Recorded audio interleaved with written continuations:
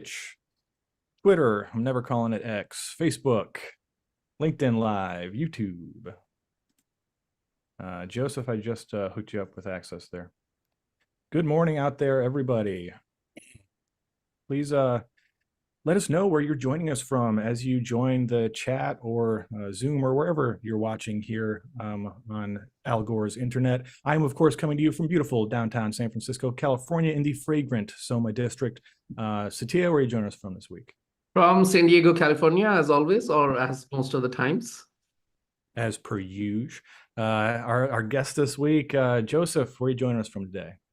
I'm in from San Francisco. Right on. You'll probably be able to hear me yell when I mute a couple times today.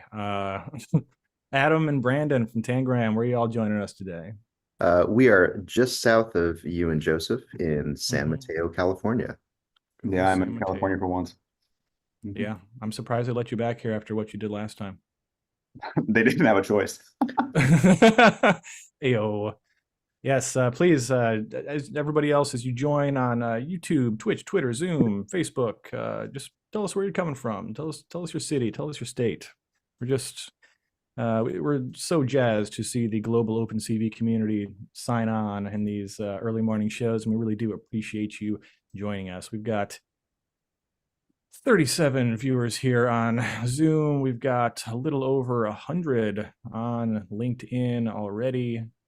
We've got just a few on YouTube, a few on Facebook, a few on Twitter. From Sri Lanka, Europe. Yes, hello.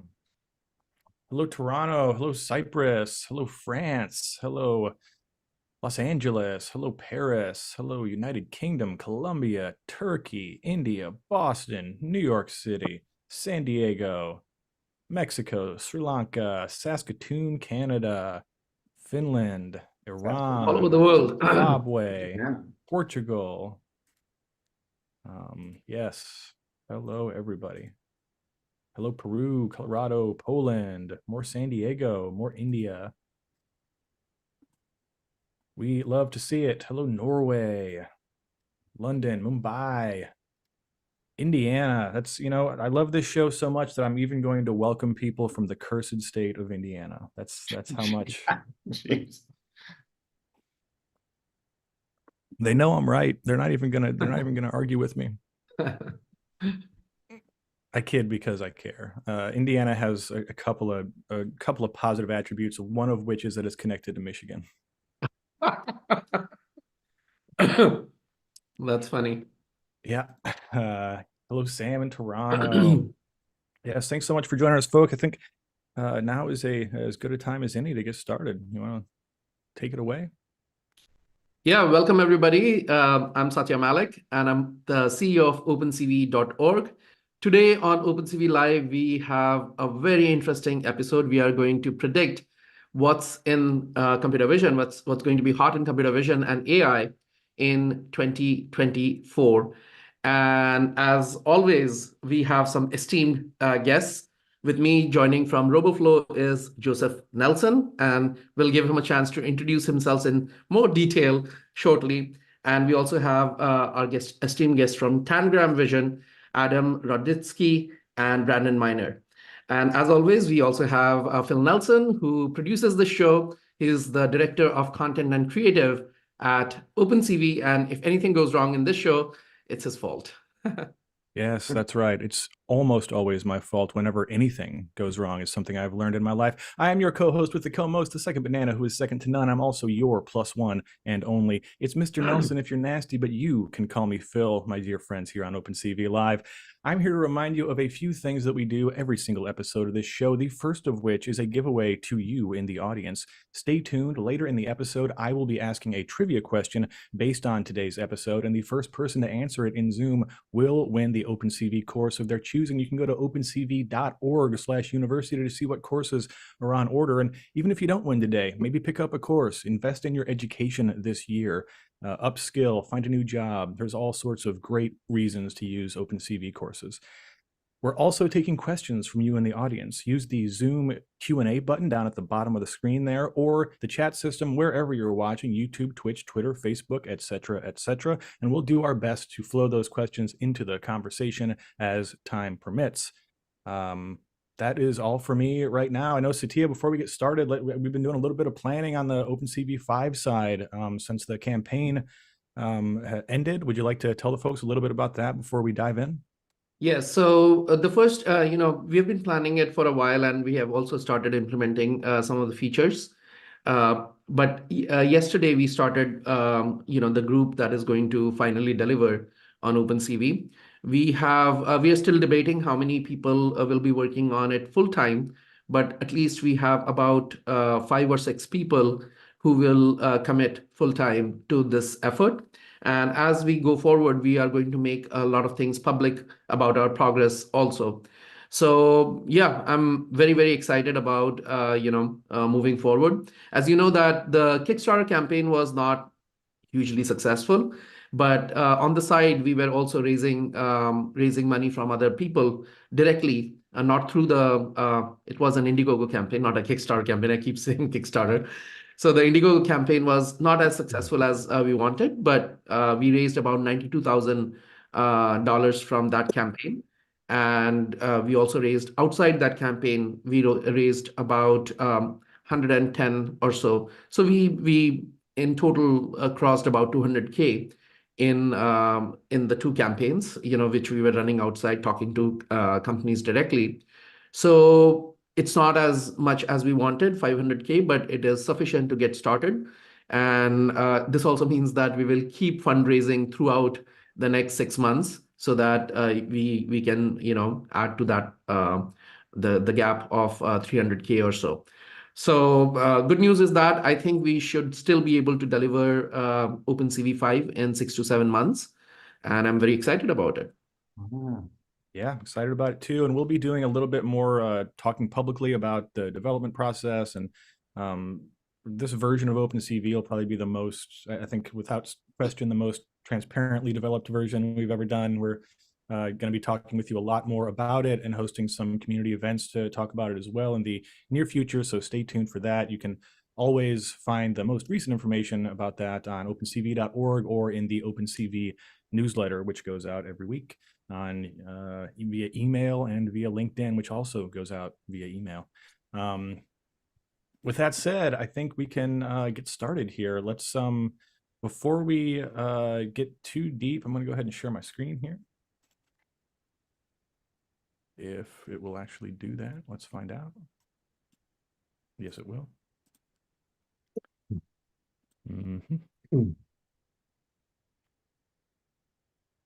Okay. Should be able to see this. Yes. Yeah. Slideshow. Okay. So first off, everybody, OpenCV has shirts now.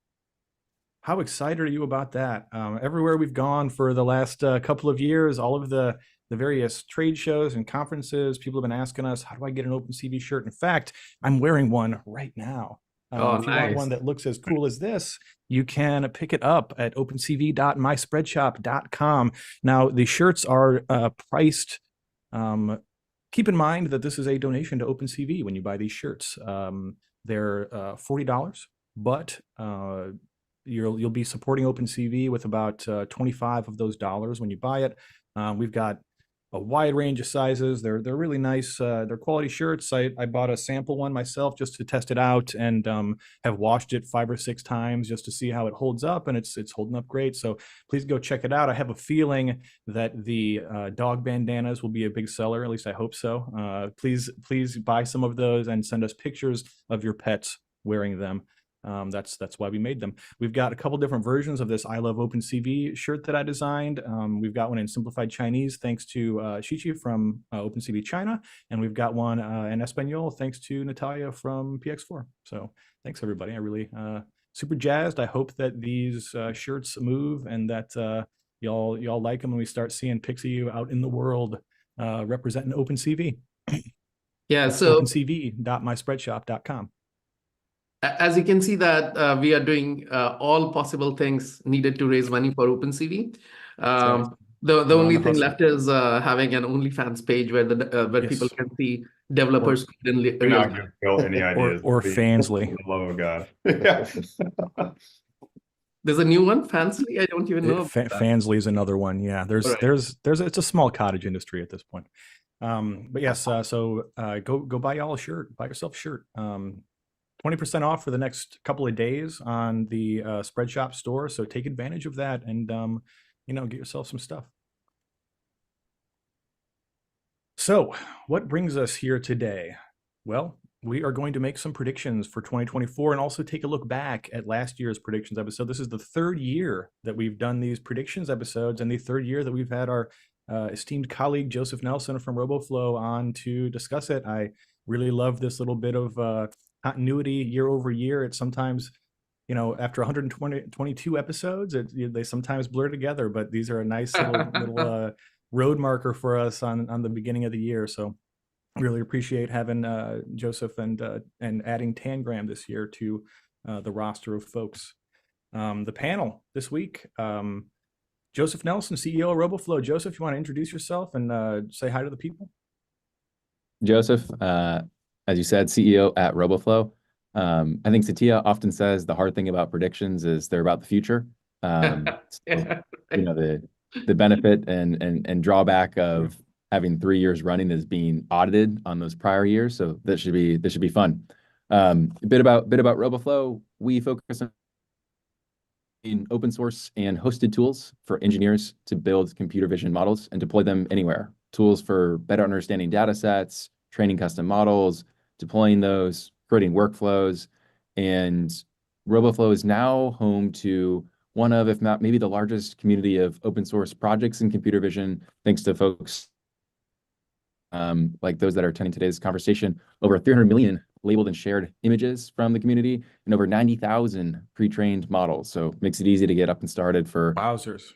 Whether you're tracking tennis players or trying to find someone recently made a project where when their dog shows up at the door to come back in, it sends them a text so they know they should go open the door to let their dog in, and those cold winter months after it finishes doing its business outside. Just as much as enterprises like Rivian or Walmart building with Roboflow's tools. So it's been an awesome journey and in no small part thanks to the contributions and why we're supporters of OpenCV community. It's eager to dive in been today. A hell of a year for Roboflow. It's been a big year. 2023 was a heck of a year. And we're looking forward to big 24. And thanks again for having me on today. I'm excited to make some bets. Hopefully some are right, but it should be a good discussion. Yeah. Yes. Welcome, Joseph. Always love having you on the show. And of course, we got two more guests today. We've got Adam Rodnitsky and Brandon Miner, the co-founders of Tangram Vision. Fellas, you want to introduce yourselves? Sure. You want to go first? Sure. I'm Adam Rodnitsky. I'm one of the co-founders of Tangram Vision. I had to change my title on this slide to reflect Phil's preferences. Typically I'm COO, but right now I'm Chief Sword Officer. So CSO for today. Swords are dangerous. Which is a joke that will never die. Unlike Trip Fisk, RIP. And I'm Brandon Miner. I'm the other co-founder of Tangram. I'm usually in Tulsa, Oklahoma, but today I'm in San Mateo, California, as part of sort of a road trip for Tangram this year. Yeah, Tulsa. I feel like every trip with Tangram's a road trip, though, right? Yeah, it is actually. Yeah. Yeah.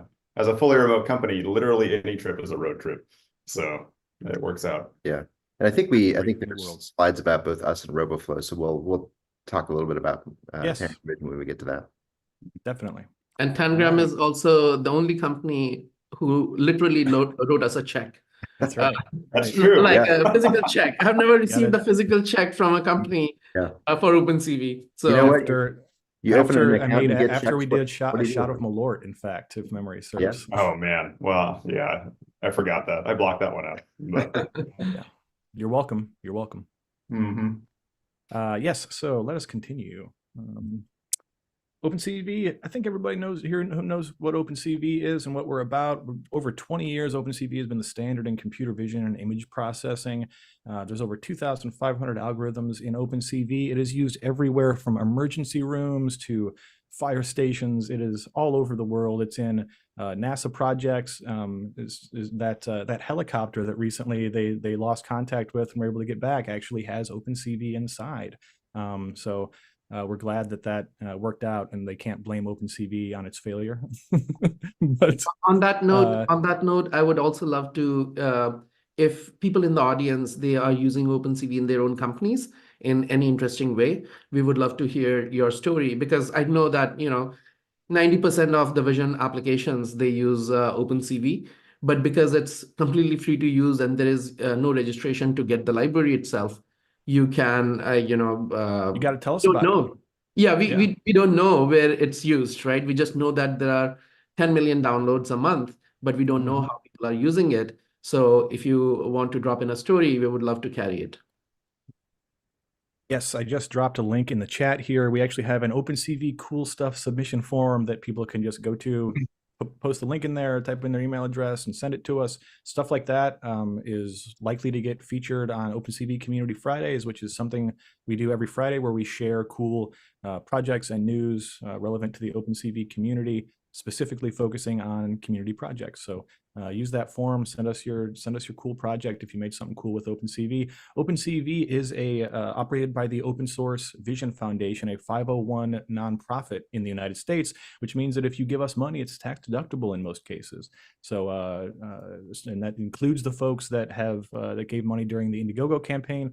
We'll be sending everybody who requests one a tax deductible receipt that will tell you exactly how much you can take off on your taxes if you're able to do that. So, and of course, that's only in the United States currently. We'll see if we can maybe expand that in the future sometime. But yes, we are OpenCV, and you can buy shirts. Roboflow, Joseph, I think you talked a bit about Roboflow already. Do you want to hit the high points again? Sure. Yeah. I mean, the community powering and continuing to enable folks to build higher quality data sets, custom models, and deploy them. Folks are deploying those models to NVIDIA Jetsons, to cloud-hosted APIs. I talked about some of the projects that have been particularly fun as of late, but I guess something I'm eager to be building with Roboflow presently is a friend recently got an old mechanical typewriter, and I want to turn it into an actual usable typewriter. And I think the way I'm going to do that is with Vision, to see like which keys were actually pressed down. And then if I can get it working, I mean, it's a big question if I can get the field of view wide enough, but if I can get that working, I think I'm going to go around to some like San Francisco cafes and just like roll up and bring my backpack and then get out the typewriter and just plop it there and pretend like it's business as usual in a giant typewriter. And I'll plan to use Roboflow for basically collecting some of the underside of when the keys are pressed down. I'll annotate some of those. I'll use Autodistill, one of our open source projects, for doing automated annotation with foundation models like Segment Anything and Clip from OpenAI. And then I'll train probably maybe a YOLO based model to run nice and light on the edge. And I'll use our open source inference server, probably on either a Jetson, or maybe I'll use my Luxonis OpenCV AI kit Oak, and it'll see as those keys get pressed down and then relay those inputs to my computer. So that kind of gives you some context into, okay, great, we got some tools for understanding images and video, we got some tools for training those models, and some tools for deploying them along the way. The other big thing, I suppose, that's exciting to share is Supervision, our open source library for understanding detections, kind of processing them, doing byte track and some of these standard algorithms, is at 9,300 stars. So we're trying to push that up to be one of the 10,000 star repos. So a small plug if folks are interested in advancing the I'll drop the link in the chat. Projects. Yeah, throw your charts on. So couple of fun updates from the Roboflow team. I also want to I'm wondering if the keyboard thing, the typewriter thing, I wonder if that might be a better solution to use audio. I can see that. Which specific clack, on when it strikes the thing. It could be interesting. Yeah. One of the themes of today is definitely going to be multimodality. Yeah, I was about to say we're getting ahead of ourselves here. Yeah. Don't get ahead of us. Yeah. Thank you, Joseph. So one of the things that I just want to add about Roboflow is that if people with kids, high school kids, they are looking to introduce their kids to AI, Roboflow is a very good tool because you have this very large data set collection that they host, but you also have all the tools that are necessary to train a model without coding. So they'll get a sense of how AI models are trained without having to write code and all the details. So I've been recommending, a few students who came to me. I always recommend Roboflow to them to, get started. So that's another aspect of it. Appreciate that. Yes, and you can sign up for Roboflow, and OpenCV will get a small kickback if you sign up by going to roboflow.com/OpenCV. So Nice. if you want to try out Roboflow, sign up using that link, and you will help out OpenCV simply by doing cool computer vision stuff. So, Well, all right, Tangram Vision, what you got? Tell the folks who you are. Well, Brandon and I are part of the Tangram Vision team. We make perception tools for scaled autonomy. We build primarily software, but also hardware as well now. What we're most known for is our calibration system. We build a really sophisticated, nice-to-use multimodal calibration tool that calibrates as many cameras, depth sensors, LiDARs, IMUs, radars as you can throw at it. And it does it super fast and super easily. We have both an offline and online version of that tool, online meaning on device. And also this late last year, we launched our first 3D sensor called Hi-Fi, which I have right here. So Hi-Fi is what we consider to be the next generation of compacts, low-cost depth sensing. It has a lot of great features, namely quite a lot of AI processing power right on board, as well as a lot of memory, so you can load and run models right on the device and run those at the edge.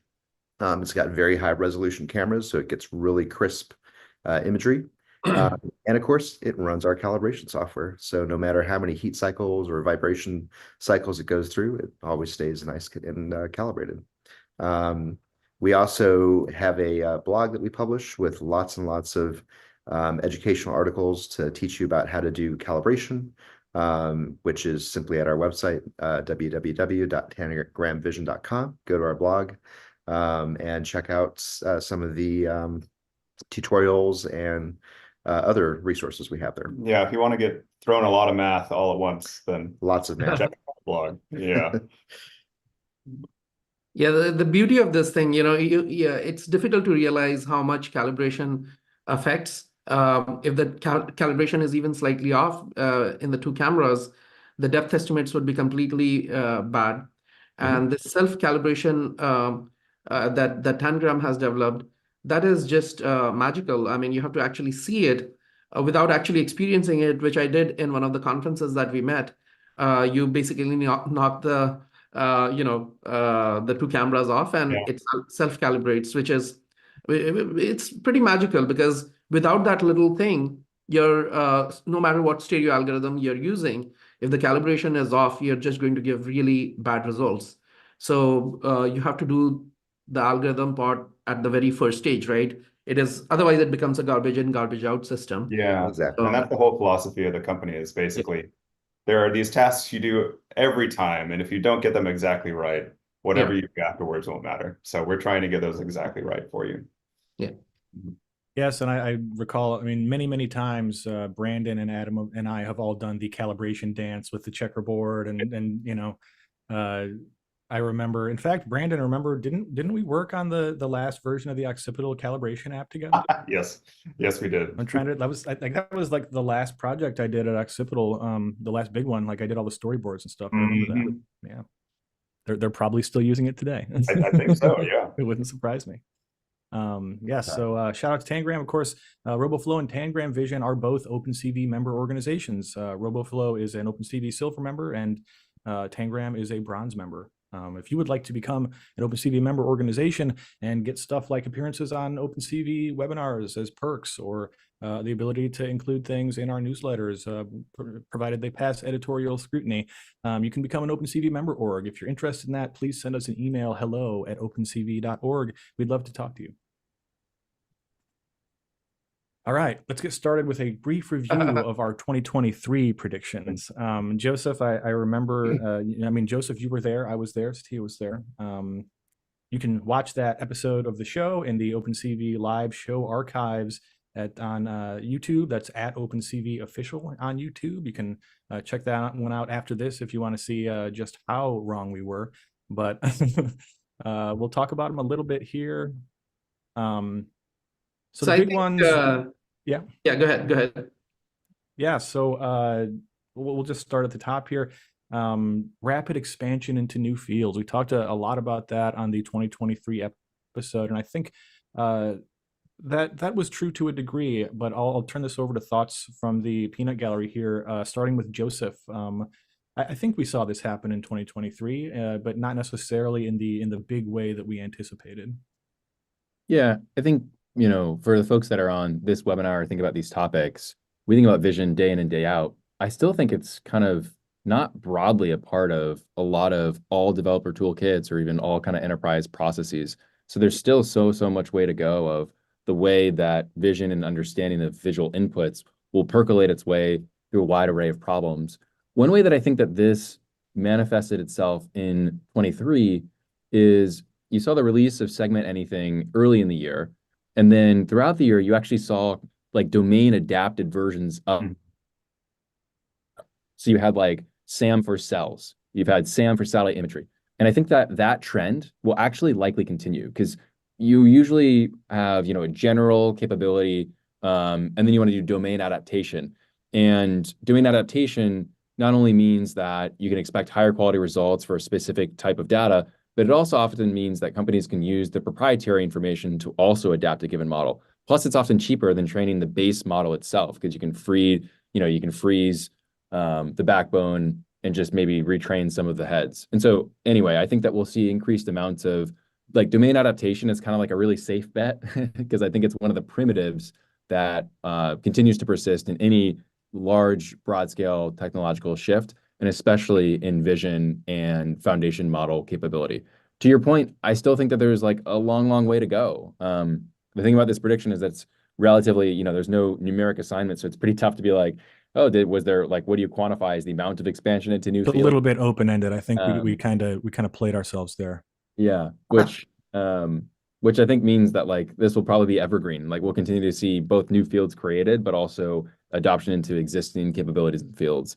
Broadly, I think AI is still in a, we see it as a toolkit to adopt and solve present problems. And there's more emergent, like things that we didn't realize we could do. So in a business context, this means AI is probably still most often adopted for like, oh, we have this process, we can make it be more efficient. But we'll start to see more AI of, oh, great, now I can add this new revenue stream or this thing that previously wasn't doable. And so that's another thing that I think will continue to be, largely additive. And in the same way that when the mobile phone came around, it was a new platform and no one would have ever expected Uber of the ability to have GPS and internet anywhere means you can get into a vehicle with a stranger from a marketplace, right? I think the same sort of expansionary opportunities are still, yeah, right, are still yet to be explored and understood. And so for this prediction, I don't know, I would say that we saw fast progress, but I think it'll still be yet faster and, kind of the classic exponential shape as these technologies make their way through the economy. Yeah, well said. Thoughts from Satya or the Tangram side on this? Yeah, I can't really argue with that. I think there's no question that we're still going to see this kind of expansion. I'd say, we get sort of deep insight into how this is happening in the world of robotics. And one of the interesting things we see there is that the tools that these robotic companies are using to refine their machine learning pipelines have become a little more granular. And there's a lot of startups that are emerging to tackle different parts of this pipeline. You can think about, like, for instance, probably 3 years ago, we had this huge proliferation of annotation startups. And what we're seeing now is there's also this burgeoning sector of curation startups where the purpose is not to annotate data so much as curate it. And so, as we see AI proliferate into more sectors, probably see some of these tools starting to specialize to serve these types of sectors. And we sort of see this on the front end in the robotics world that we work in. Yeah, but I mean, to that point, I think 1, 3, and 4 hit this not problem, but like necessity of niche, right? The robotics companies that we've seen succeed this year are niche companies. They serve a specific market and have a specific need. Same with you know, AI CV going into new fields. Same with augmented reality, even, right? It's like you're trying to focus on one use case. You're like, you know, in a construction site or in an office, and those haven't necessarily manifested. But I think the trend is going towards, oh, now we have to. This is no longer a pie in the sky research project that holds a lot of potential. It's like, who do we sell this to now? And I think everything's getting, you know, the whole field, the mindset is shifting to market viability way sooner than people thought. Maybe because of macroeconomic conditions, or maybe just because like it's time to apply these things. Right, not quite sure. But I can say that like for most of these points, I think the nicheification has been a big push. So it might not feel like there's a lot happening, but I think there's a lot more traction as a result, which is really exciting. Yeah, I also think that, you know, in all these predictions, because you know, I want to go over them quickly, so that we have time for the 2024 predictions. But in all of these predictions, I think number 4 was where it did not hit what I was expecting. It you know, there has been a lot of progress, especially with Apple Vision Pro. But I was, you know, the main reason I was so bullish on number 4 was because Meta was committing about $250 billion towards research and development of AI. Toward legs research. That's true.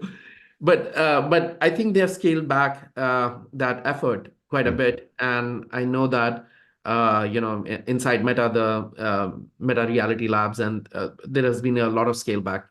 So apart from 4, there has been huge expansion in all other fields, right? If you look at, so just considering number 1, in sports, for example, before 2023, we had seen a lot of companies start into this domain. But in 2023, I saw companies who are using AI, computer vision for analyzing soccer games, the whole game, for analyzing the entire game. There are also apps for tennis now, which you can just put it on and these, my friends are using it. It's not like, oh, I told them. They came and told me, did you see this app where you can put a single camera in a tennis court? You know, I have to put it at a certain location, and it just analyzes the entire game, finds out, you know, tells them that, okay, what was the score, etc. So, and where the points were made, so that it doesn't record the entire thing. And people are paying for those kinds of things. We also have another project in our consulting business for, I cannot mention the sport, but another new sport where people are using computer vision, right? So just in sports, suddenly it has exploded, right? And a lot of these are also edge AI cases. When I say edge AI, it's not necessarily edge cameras. It could be the phone. The phone is a very potent medium, and that has also exploded. Same with robotics. So John Deere, for example, in agriculture, they are a big company in the United States, the biggest agriculture equipment manufacturer. And they have these autonomous tractors which go and do specific things. So when I went to CES, a lot of those things that they displayed at CES were computer vision based. An autonomous tractor, they had autonomous, I cannot remember the names of those equipments, but there were, you know, structured lighting based devices also. There were some big ones too, like big ass combines that were using CV and AI stuff. Yeah. So and you know, companies like Walmart are using AI. They have AI, you know, people, computer vision people on staff, right? It is not like, oh, they are just using tools from other companies. They're using Roboflow. They're using Roboflow. Same thing with Lowe's, right? So all these companies that have nothing to do with you know, computer vision per se, now have computer vision groups inside the company. So yeah, big win in big expansion of computer vision in 2023.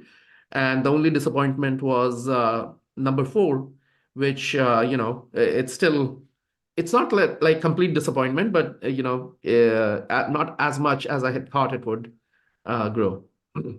Yeah, I've got, and I'll do a little update here for the second one. Edge AI, we talked a bit about the privacy concerns and how, a lot of these systems we're seeing already come out are cloud-based systems, and so they're sending up a ton of data by default in many cases, which is, not really necessary, but people are by default kind of lazy. They don't really think these things through, or they're, specifically purposefully capturing data for later use. And there was just a big update on one of those, which I'll pop open here, and I'll just leave this here and say, sometimes the good guys win. Right. This just came out yesterday. Amazon's Ring will stop allowing police to request doorbell video footage from users. This is a great thing that happened. That's all I have to say about it. But that ties into our second prediction from last year, and I think that one definitely paid off. We saw a lot of news stories and a lot of new companies and methods for, especially around security and safety processes. So robotics, we saw a whole lot of that stuff as well. Any further thoughts on the full slate of last year's predictions? We'll go back to Joseph for the rest of these.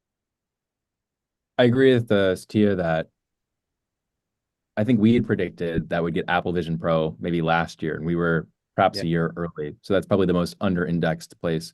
I think the other thing that they announced it in June last year, and they just finally are shipping. So yeah. That's right. That's right. I mean, we kind of knew it was coming, but the true release, I suppose, is probably. I think the other thing, we touched on this, but maybe we didn't fully flesh out its ramifications, and it's a good accelerant into thinking about 2024. Transformer-based architectures prove to be useful across task types, which is blending modalities and task types at an accelerated rate. And this isn't actually that new. CLIP, contrastive language image pre-training, was released in 2021 on 400 million image text pairs, and ended up being kind of the foundation for steering and guiding a lot of other models for understanding visuals from text signals. Like even, for example, like VQGAN with like CLIP pipelines, which predates Stable Diffusion and predates some of the higher quality diffusion models and progress that have happened, have been built upon CLIP's release in 21, but that's only accelerated. And if I could shift to making this perhaps a prediction about 24, I think when we get Llama 3 from Facebook or Meta AI or FAIR, Facebook Artificial Intelligence Research Lab, I bet it will be multimodal. In the same way that GPT 3.5 to GPT 4 started to include multimodality, I would place with high confidence and conviction that Llama 3.0, in contrast to Llama 2, will be a multimodal model, being able to accept image, video, and text inputs and outputs and make sense of those. And the accelerating capability of understanding multiple signals only allows us to build more rich and powerful experiences. So it makes sense that if you can include more context to a given model, then it can do a better job of understanding the situation. And I think this trend will continue to accelerate, and it will eat like kind of some of the logic you have to do to process model outputs, but also reduce some of the problems and complexities around getting these things to run on the edge in a efficient, low power, low compute overhead way, steering them and controlling for hallucinations and validation, continuously kind of focusing on like quantitative inputs and focusing on data that's out of distribution and the importance again of domain-specific adaptation.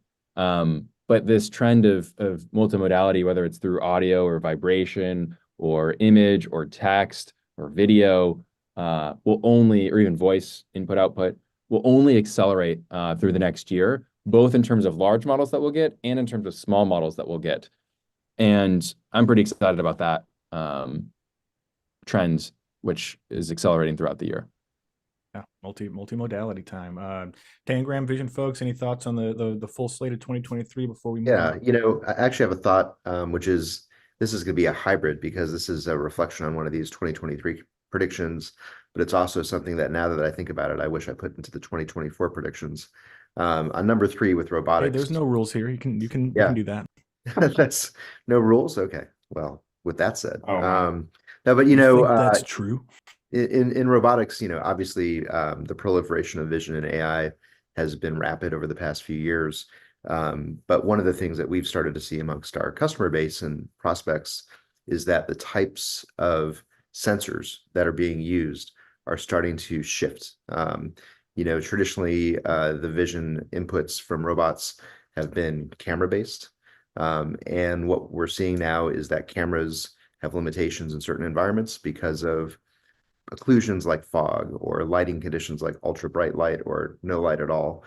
And so there's a real push right now in the world of robotics to start adopting vision modalities like thermal cameras or polarized filter cameras or even event cameras, which are finally starting to get some traction. And I think the interesting thing with that is that a lot of the models that exist right now that are used in robotics rely on traditional RGB inputs or mono camera inputs, and we don't have a whole lot yet that have used modalities like thermal or event. And so it'll be interesting to see how those start to get integrated into AI pipelines, how they're used, how they're mixed with existing tools.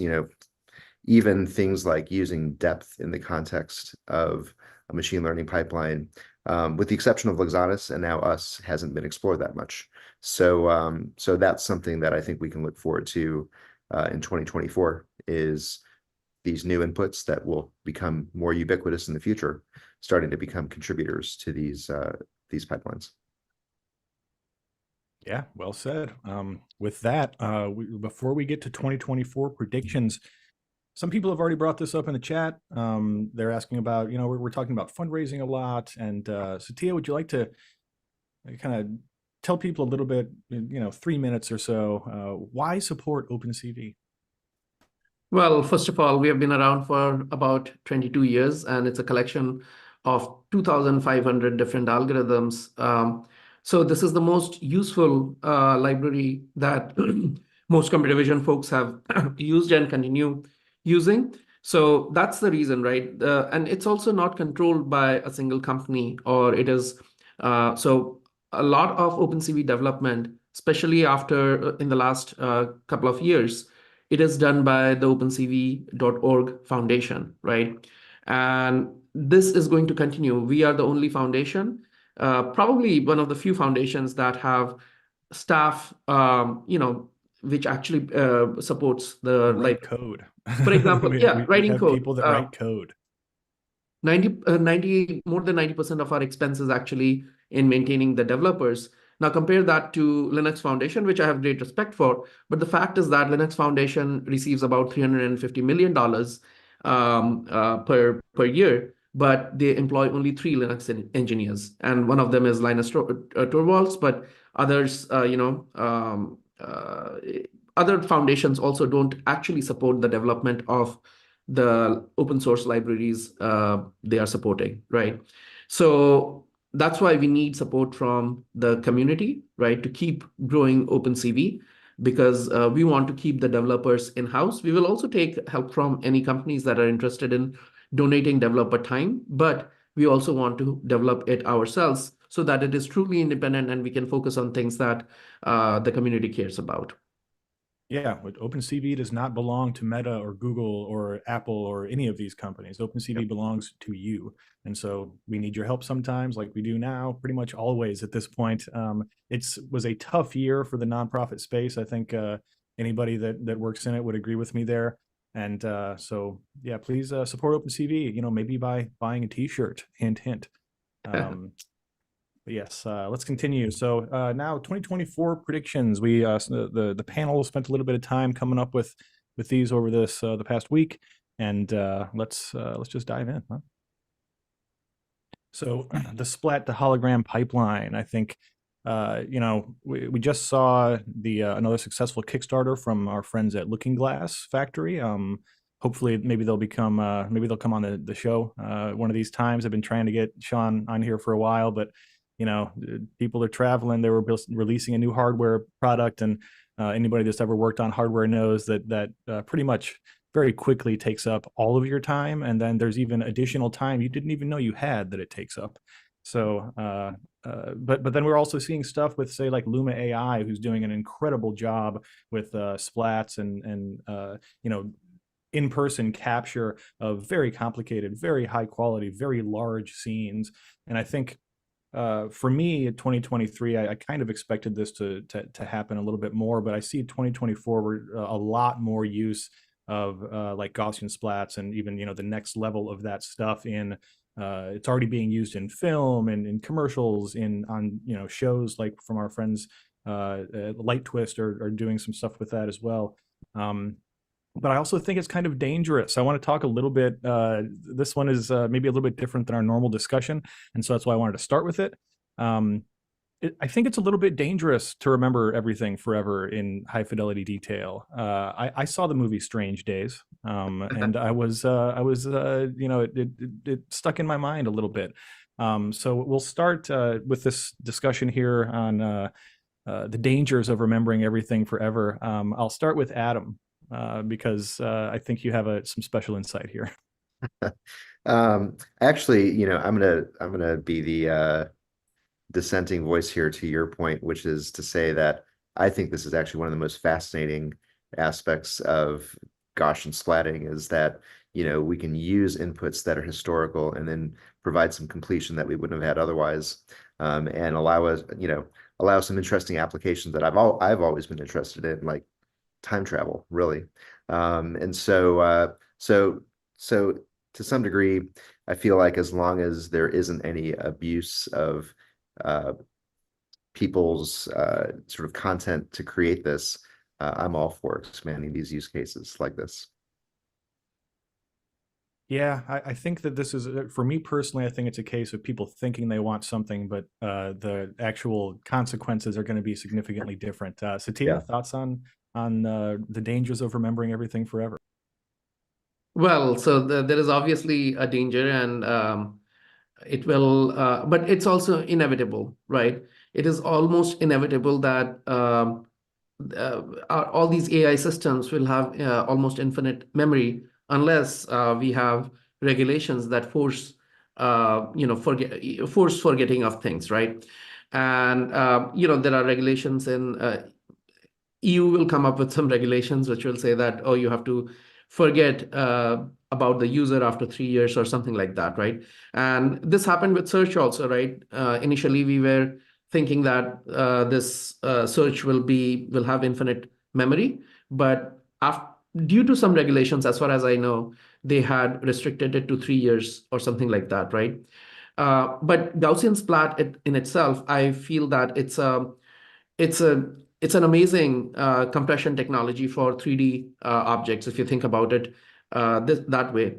And in fact, OpenCV is thinking about having a library of Gaussian splats where we encourage people to create these splats and give us, gather this data where we know that the person has actually captured the data, so that we can attribute the data to them.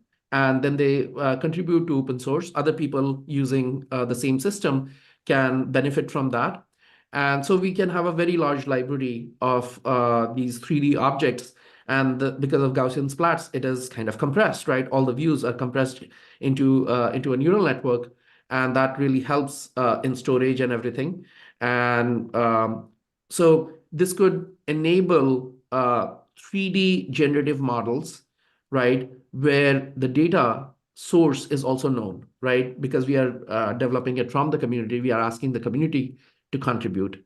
So that is something in the works, not very, very early stage. So I don't know where it will go, but we are definitely thinking about it. Yeah, totally. Let's move on here, as we're hitting up on time. Joseph, pick one of these 5 predictions and talk a little bit about it. I think hype cycles is maybe a catch-all to insert other ideals. Maybe some of the hype cycles that I think will bear out to be pretty exciting is so we've been talking about multimodality.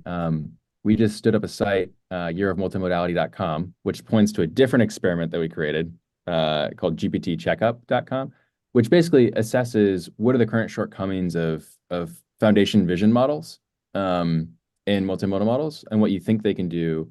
Yeah, thanks for posting the link in the chat. And what we think they can do and what we think they can't do. I've spoken quite a bit, I think, about multimodality to date. So I think that's well covered, but wanted to share that resource with folks if it's interesting. A different dimension to think about, I think, is previously the Tangram team was talking about the specialization of tasks that exists at the point of collection or curation. Interestingly, I think there's also going to be this other trend of the consolidation of tasks too. In other words, as model quality increases, then you can perhaps start with just an API or start with just a deployment. And suddenly you can actually think about what used to be a broad set of tasks of, oh, I need to go collect my data, I need to label it, I need to train it, and then I can deploy it. You can actually start at the end and start to use kind of a production-ready system, which I think gives rise to we'll have more almost like workflows. Like like the difference between computer vision and AI-based technologies and traditional software engineering.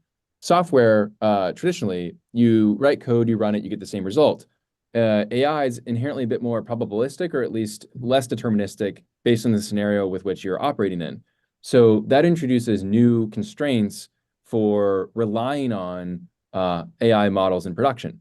To address those constraints, I think what we'll see is increasingly the ability to almost build like workflows and logic around, okay, well, if I get this predicted confidence, or I get this level of image similarity, or I get this sort of way by which something would go, and being able to other different systems. So for example, if you have a large multimodal model, and sometimes it hallucinates, or sometimes it does the right thing, sometimes it misses things, and you're building a production application, the sometimes isn't very comforting.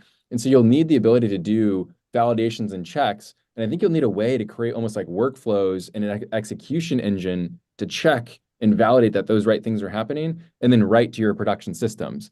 So in other words, I think with the rise of model quality and model knowledge and relying on AI as a primitive in building software, we'll get more of these checks. The last part of where that segues into, I think, is the rise of and promise of what some folks have called agents, which is like, you've seen this most in the context of people have described it as like, we've seen code generation, right? And Copilot and code completion. Then you've seen like PR bots who will go and review your PRs like in the text space. And increasingly, you can imagine that you'll have more agentic, more autonomous, task-based, and objective-based work. And you can almost think about having like an AI intern that does work alongside you. So maybe it like does some of the most basic like code writing. In the context of vision and multimodality, I think that will similarly be like, instead of one generation, or instead of just getting one prediction, you actually want to do like 100 or 1,000 or 100,000 of those. And as the compute gets better and the models get better, we will be able to do that. And so then there becomes a question of, how do I know which generation is the best one for my context? And you kind of get this validation engine. And that's kind of what I describe as increasingly getting a workflow. So with the rise of model quality comes the challenge of relying on those models in production. And what ensues is workflows and, I think, agentic behavior to validate that model outputs are those that we can rely upon in production. So I have 2 go points for to it. make on that, actually, which are great segues. The first is that I absolutely agree, 100% actually. I think the problem for me and my prediction in 2024 is that robots are going to try and do this too fast. Honestly, I think there's going to be too Agree. speedy an adaptation. Even with companies that have specialized, have gotten the niche, they'll want to employ these models in a way that seemingly makes their demos faster or better or more magical, right? But at the end of the day, what you're missing is that validation, is that workflow. And so what you'll see is that, and I've told this to other people before, but like hammers treat everything as a nail. It doesn't matter how sophisticated your AI is. If you're interacting with the physical world in a way that is very specific to you, your AI model doesn't necessarily adapt to that. It's just here. And so I think in order for that to be done in the physical world, I think in cyber and whatever you want to do with an AI assistant, I think that's going to be magical. It's going to be awesome. We're already seeing that. I think if you want to translate that into interacting with the physical world, it's going to be a lot more complicated. And that is not going to see, we're going to see a lot of false starts in 2024. I actually don't foresee anything beyond, the box that you speak into on your chest to give you like sports rankings or whatever you're trying to look up. Right. And I'm not trying to trivialize AI. AI is super powerful. I just think that interaction between the physical world won't exist quite yet. And that it's going to be a lot of stumbling blocks. Real life is super messy. We talk about it on the show all the time, and computers like stuff that's not messy. And there are ways to do it. We just haven't done that, right? And so it's going to be kind of a new field, is this AI interaction, way beyond just training your models, making sure that the interaction is there. HRI is going to get a lot more important, I think, for that reason, in a way that HRI people didn't even expect. Actually, in that respect, I was pleasantly surprised by the full self-driving with Tesla. It is the wrong one to use if you're driving inside a town or a city, but when you're on a long drive. So I take this subscription, $200 per month subscription for Tesla whenever I have to go drive 8 hours, right? And on the highway, it is so good. I mean, I'm still very alert and everything, but it takes away that mental, the drudgery of watching the lanes, and it is, I mean, I've used it all throughout 2023. 3 months I took full self-driving because we were traveling, and it takes away a lot of mental burden from you. And that was a very pleasant surprise, because I did not think that I would be using full self-driving as much as I do on these long trips. I don't use them inside the city, but I do use, and so that gives me a confidence. And the funny thing is that I don't feel that the vision is ever failing, right? That is not my usual worry. I see that the vision system is working very, very accurately, but I always worry about what if the calibration is off? What if the actual mechanical thing doesn't respond, right? That is the thing that really worries me. The vision. Or what if you happen to see a traffic cone? I mean, if Elon Musk is watching right now, we'll help with your calibration. Yeah, we're on it. It's fine. Yeah, so that was a surprise to me that I actually use full self-driving as much as I do on these long trips. Yeah, I mean that technology has been in development for years and years, like decade at least. And so imagine that going to every other industry right now. Like that's what I'm kind of not afraid of. I mean, it's not going to necessarily hurt anybody. I think a lot of companies are better than that, but definitely not all. Definitely not all. I guess one more thing that was related to the last point, and what I wanted to discuss with everybody, is that there's been a lot of talk in this meeting about what will happen when AI models get better, open models, models being contributed to by the community. One of the trends I saw, and I think you all noticed last year, is that there is sometimes not openness in development. What happens, like, my, not necessarily prediction, but my question to all of you is, are these things going to get more closed? Are we going to see way more corporatization of AI and CV?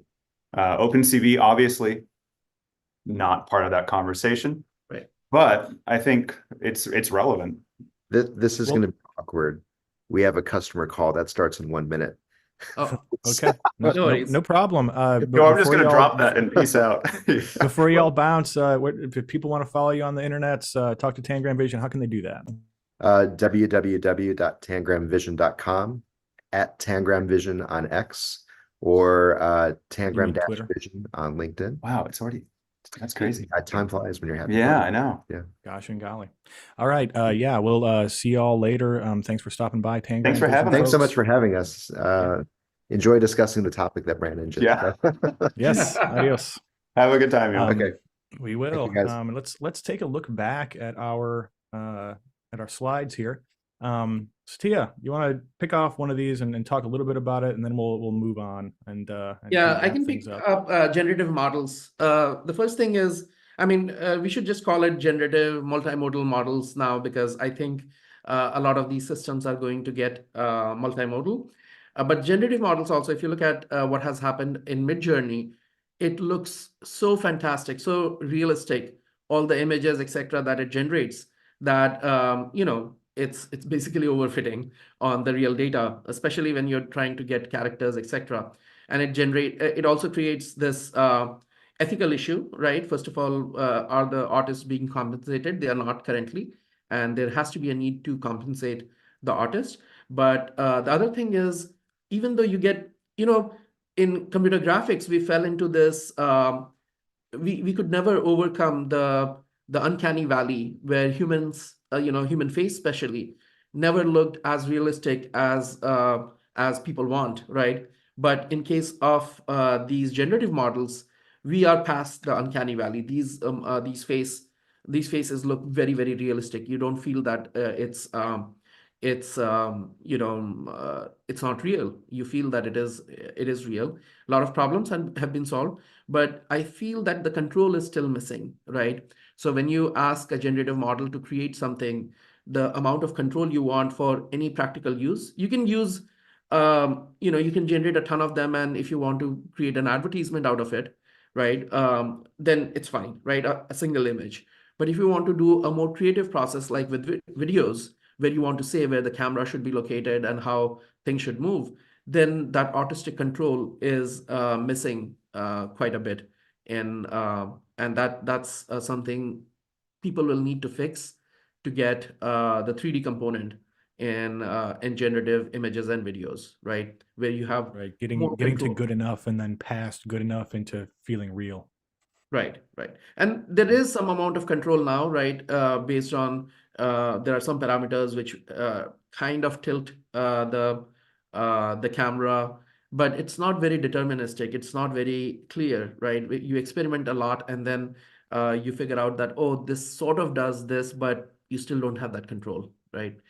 And then the other thing is about multimodal models. I think they have made enormous progress, and this is going to continue. Uh, but I also feel that you cannot directly build applications, at least not in 2024, on top of these multimodal models. Part of the reason, I mean, I give recently, I took a chess scoring sheet that my son was using for his game, and I uploaded it to ChatGPT. It was handwritten text, and it did not it recognized that it's a chess scoring sheet, but it did not even get the first two rows right. It got the first move right, but then the other rows were all garbage, right? So if you're building a application for a client, right, if you're building a practical application, then the challenge becomes that even if it is 90% right, it's not a solution, right? You have to actually have, Yeah. you can use them for assistance to build other solutions for, training your own data and things like that. You can simplify the annotation process, but at least in 2024, I don't think you will get to an accuracy where they will be useful out of the box, right? That non-AI engineers would be able to take these and make cool AI applications out of it. So Yeah. it's a step in the right direction, right? We know from segment anything that even if something that is multimodal can actually have a huge impact when people use pieces of it, train their own models using that. And so it's hugely exciting. I just don't feel that it will be there to solve practical problems out of the box. Word. I know, Joseph, I think you got to bounce here soon as well. You want to pick off one more of these for some final thoughts, and we'll let you go as well. I think we've covered a lot of the highlights of things that I am particularly attuned to. On the workflows front, that's something that we're eagerly waiting and investing in. For example, with the open source inference container, loading up your own model into it, and then having a UI to kind of steer and understand what you can expect from a given model. To comment on the question the Tangram folks left us with and segue that into maybe the final prediction of the show, I think they're right that AI is increasingly becoming closed source in terms of state-of-the-art advances. At the same time, I think that the progress of open source will continue to keep up with state-of-the-art, just on a time delay.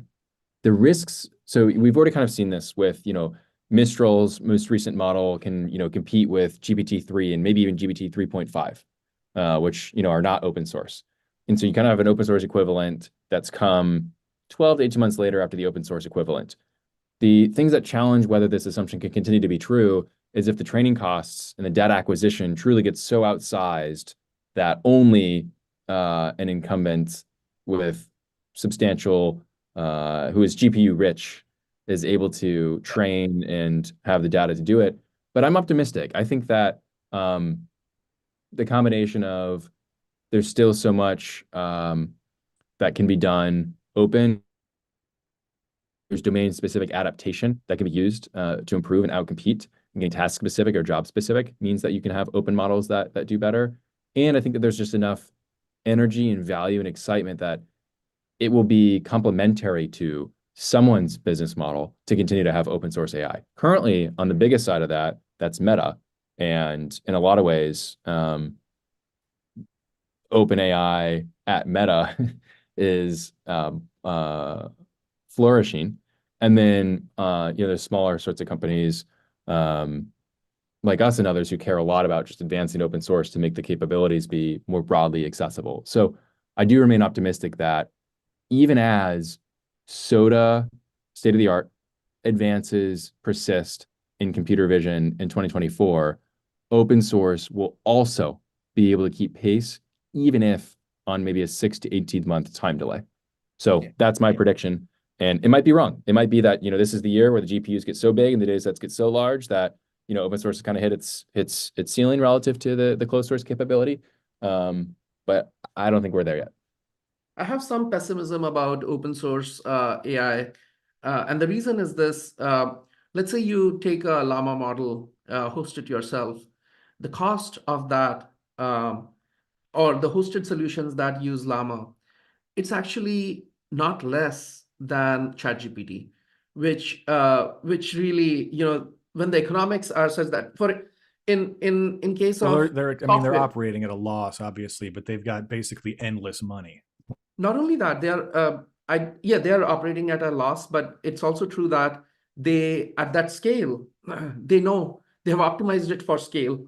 Whereas these smaller companies, which are hosting Llama, they are not optimized for scale, right? They don't have the same economies of scale. And that creates a big problem, right? In case of Linux versus, let's say, Windows, the operating cost, because Linux was free, right? The operating cost actually reduced slightly for people. There is still maintenance costs, etc. But when you put Linux on a server, then you're not paying for the operating system, right? That benefit is not present in case of these open source models right now. It may change, but right now that benefit is not 100% there. So the issues like privacy, etc., they could be driving open source that, oh, I don't want to send my data to OpenAI. I want to host my own Llama instance, and that could be the the killer app for open source AI. But it's looking scary to me because the economics are not in our favor. I think you're right. And this is a historical big change as well, because computer vision and AI both historically have been very open and academic in that sense. Yeah. And I feel like the last couple of years that has changed a lot just recently. The vibes are much different compared to like CVPR, for example. That people are, these doctors and are happy to share their latest advancements, but a lot of that is more and more being locked behind closed source and restrictive licenses, and that is troubling and worrying, especially for those of us that have benefited so much.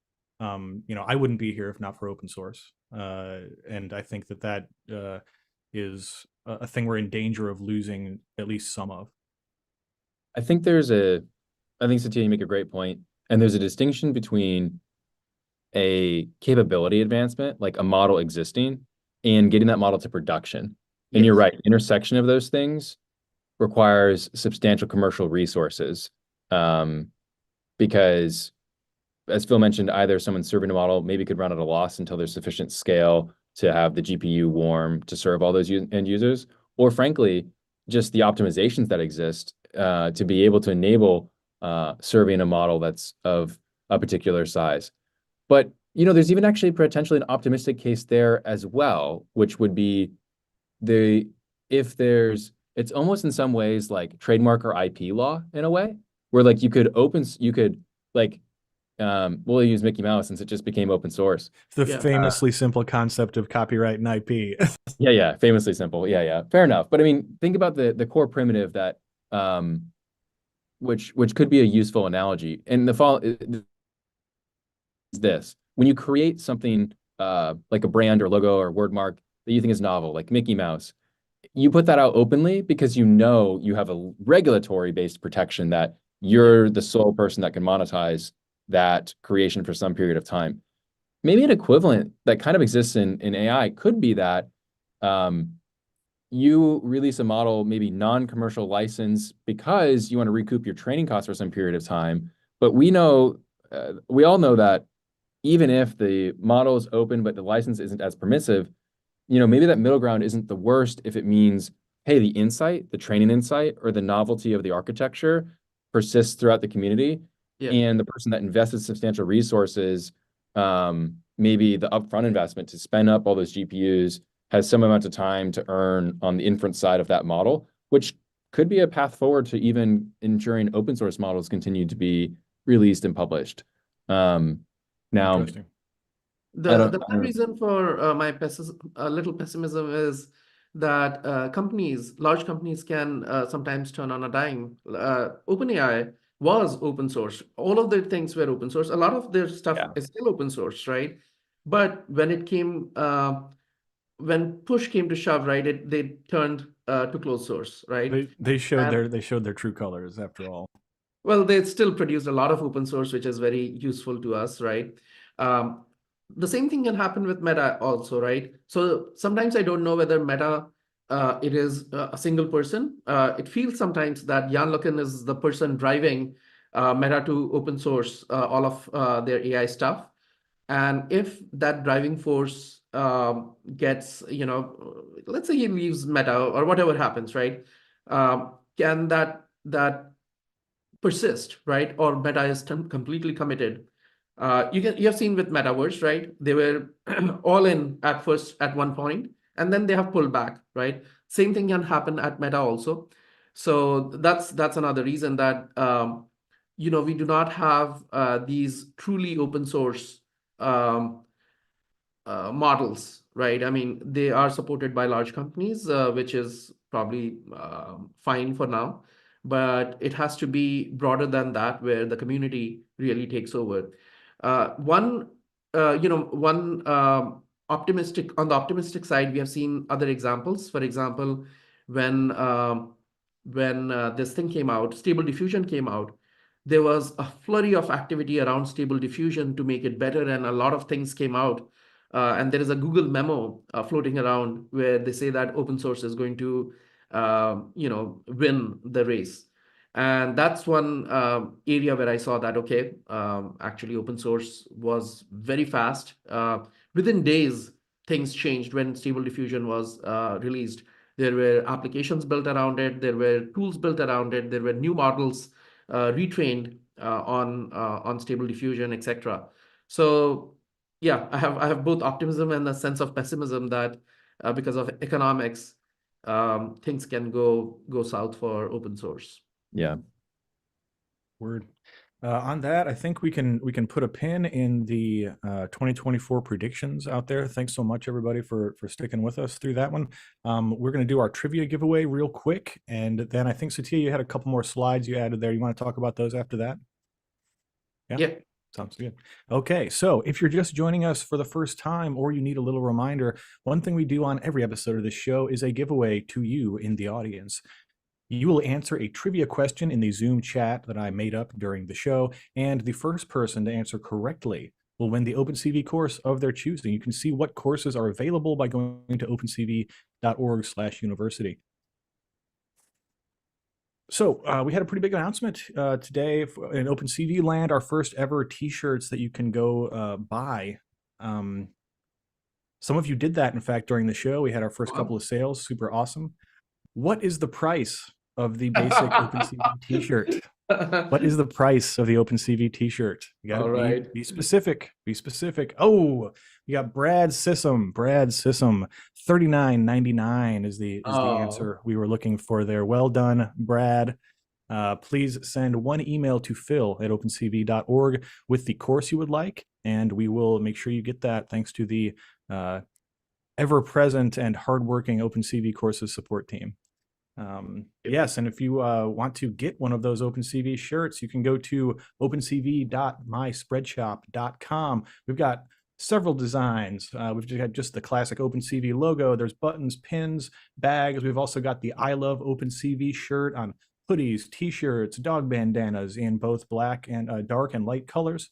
And we've got Te Amo or Yo Amo OpenCV and the simplified Chinese version of the shirt available as well. Those are available for you to buy at any time. And for the next couple of days, there is 20% off everything on the shop. So take advantage of that savings.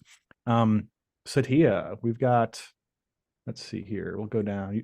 You added a couple of slides here, and they seemed interesting. So let's talk a bit about the EU AI Act. Well, so this is EU decided that it needs to regulate AI, which I have mixed feelings about it. First of all, the negative side of the feeling is that the people who have no idea about AI are now in charge of regulating AI, right? And the positive side is that we do need some strings attached. Otherwise, things can go south. And also, the profit motive, corporate-wise, the profit motive means that there are a lot of perverse incentives without some kind of guardrails. That does really worry me. Right. And the other thing is that as a society, we don't know. People who are building AI may not necessarily know what is ethical and what is not ethical, because we think from a technology point of view, and we need some kind of governance, right, which tells us that, okay, this is ethical and this is not. And the reasons, they can lay out the reasons, and laws are a good way to prevent that, right? Because let's say what is ethical or what is not, they also differ from country to country, right? Like the laws in United States are very different from the laws in India, right? The bulk is the same, right? Murder is bad, theft is bad, and things like that. But still, there are nuances in the law where we are in this gray area, where we don't know what is the right thing to do. And if we have laws, at least we know these are the things that are prohibited, and so don't go that way. For example, here you can see emotion recognition is prohibited AI, right? I would not actually have thought that it is prohibited AI, right? I would say that, okay, it is not accurate for sure, but prohibiting it. So a group of people came and decided that emotion recognition is dangerous, right? And now I can go and see their arguments. If we don't like it, we can get together and try to get the laws changed. But there has to be some framework put in place so that people get a sense of what is good and what is bad, and laws have a way of doing it. But at the same time, we cannot make the laws very prohibitive, otherwise there will be no progress at all, right?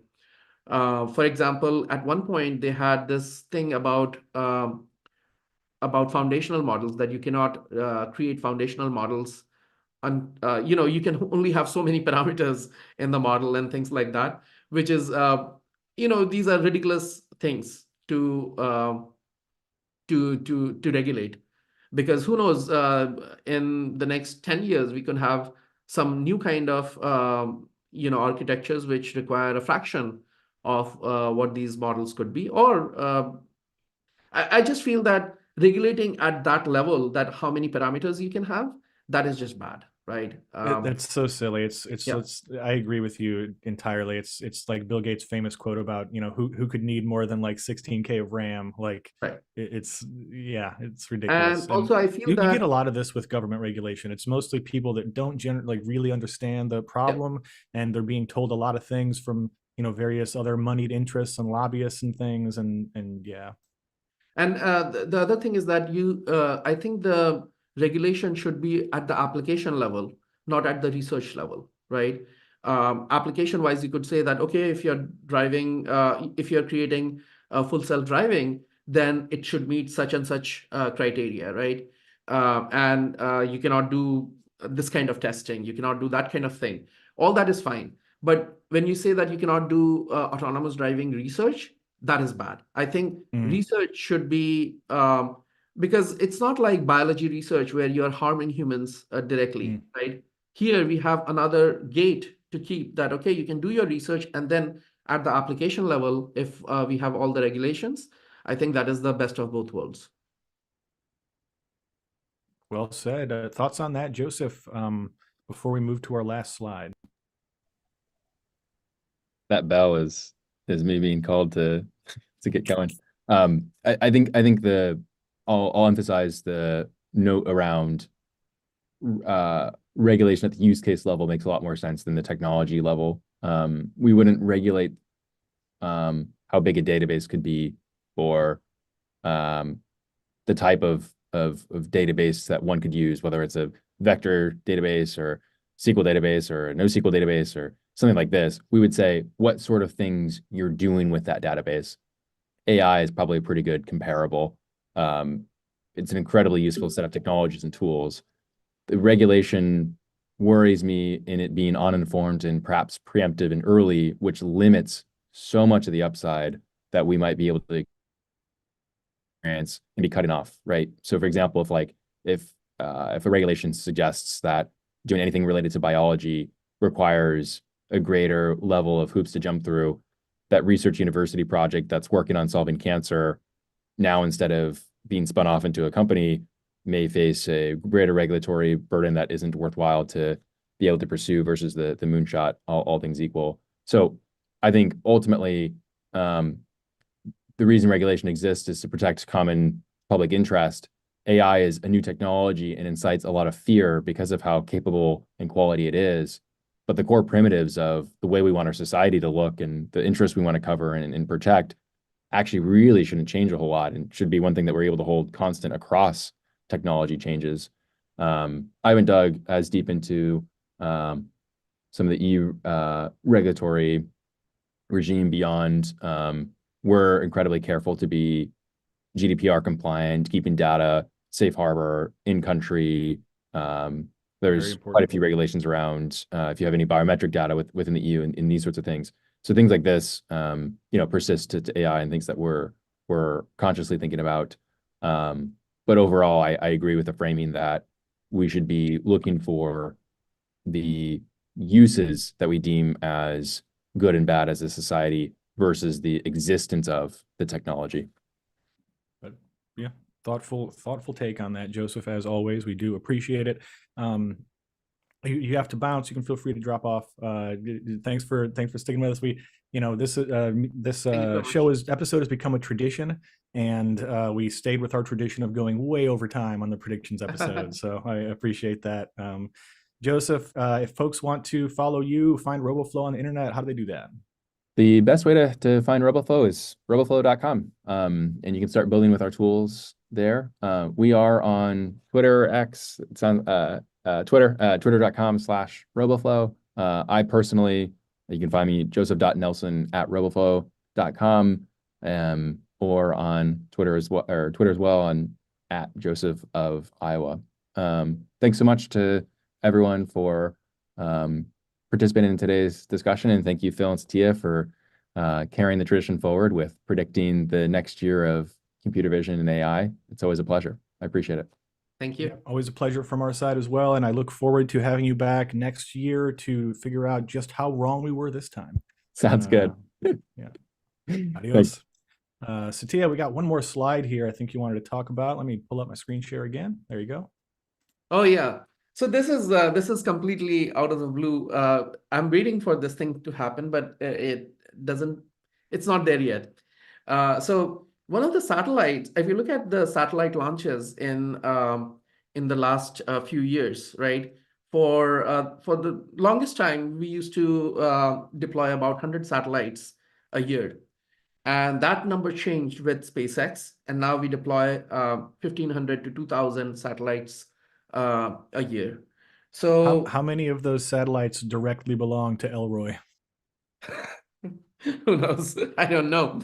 But the thing is that with these satellites, I'm guessing that there should be an explosion of data, satellite data, right? And they should be, with scale, new things pop up, right? New applications, etc., should pop up. And I'm expecting it, something this year, next year, satellite data would become very, very analysis of satellite image and videos, they would become an interesting new application area. And this is completely out of the blue. I don't know why it is not happening yet. It could be that, okay, these companies are not open sourcing it, they are holding the data. And unless there is some open source satellite initiative, some kind of competition outside of their control. Yeah. But that's a new source of image data that we should be seeing, but I'm not seeing that as much. Well, and definitely because a lot of those do belong to like SpaceX or whatever, and they're very not share friendly. Like these are, a lot of them are government satellites, right? SpaceX is delivering the satellites, but they are not always SpaceX satellites. And some of them are also communication satellites. Maybe they are not for images, right? But I don't know the split, but I am expecting that this thing should happen. This is a new kind of data set that should explode in near future. Yeah, I'm surprised that we have not seen more. Yes, because again, this unlocks a sort of a new data stream, like that didn't exist at this scale before. And usually when that happens, there's, following technological advancements. So maybe that is something we'll see in 2024. Are political consequences, right? Satellite data has huge political, environmental, all kinds of consequences. It is it just unlocks so many secrets in different ways that maybe people are not comfortable opening that data set up. That could be one. Yeah, especially in the government, they love secrets. Governments love secrets. It's like their main thing. With that, I think we can wrap it up here. Satya, you want to take us home? Yeah, I just want to say that 2024, it's a very bright year for AI. No matter what prediction we make, it may not be accurate, but as a field, AI is going to explode just like it has been exploding for the last few years. So if you're thinking about a career in AI, this is the right time. If you're thinking about a career switch in AI, this is the right time. And so no matter what, get your education in AI, right? Take your first steps in AI. And if you build anything cool, right, you're part of our community. We would love to show what you have built, either using OpenCV or even using other technologies. If you have built something and want to share with the community, please let us know. We would, if it is appropriate, we would like to share it with the entire community. Yes, OpenCV is open source, nonprofit. We're all about sharing. Please let us know if you made something cool with OpenCV, because that's the only way we can find out sometimes, unless it happens upon our LinkedIn dashboard or something. Post your stuff on LinkedIn or Twitter and tag OpenCV in it, and we'll check it out there as well. We'll be back next week. Thank you so much for everybody joining us today and sticking with us through this extra long episode. We had about 170 peak concurrent viewers, which is awesome. We really appreciate you joining us each and every week from around the world. I am your co-host with the co-most, wishing you a great day wherever you may be.